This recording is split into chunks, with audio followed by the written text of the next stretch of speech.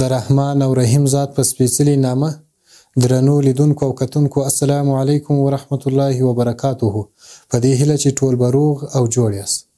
زه امیر خان احمد زبیر د عوایدو لوی رصد د ویب سایټ کارپوه غواړم نن د تعلیمي او تحصیلي سکتور د انتفاعي مالیې په اړه تاسو معلومات وړاندې کړم. له تعلیمي او تحصیلي سکتور څخه مخکې په هره روبه کې د ناخالصو عوایدو یعنې د خرڅلاو له مجموعې څخه د هر ډول کسراتو له وضع کولو مخکې 4 سلنه انتفاعي مالیه اخیستل کېدله. خو له فتحې وروسته د اعلیقدر امیر المؤمنین حفظه الله ورعا په ځانګړې پیرزوینه د تعلیمي او تحصیلي سکتور 4 سلنه انتفاعي مالیه یوازې د 1402 کال لپاره د 3258 ګڼه فرمان پر اساس چې پر 1444 هجري قمري کال د لسمې په 23 نیټه صادر شوی و معاف شو او د راتلونکي کلونو لپاره د یاد سکتور د لا زیات تشویق او پیاوړتیا په موخه د 1900 پر 449 ګڼه فرمان مخې چې پر 1440 هجري قمري کال د شپږمې په 23 نیټه صادر شوی و دا مالیه له 4 سلنې څخه 2 سلنې ته راکته شو. دا په دې معنی چې د تعلیمي او تحصیلي سکتور په انتفاعي مالیه کې 50 سلنه کمښت رامنځته شو. که فرض کړو د الف په نوم یو خصوصي پوهنتون په یوه روبه کې 2 میلیونه افغانۍ عواید ولري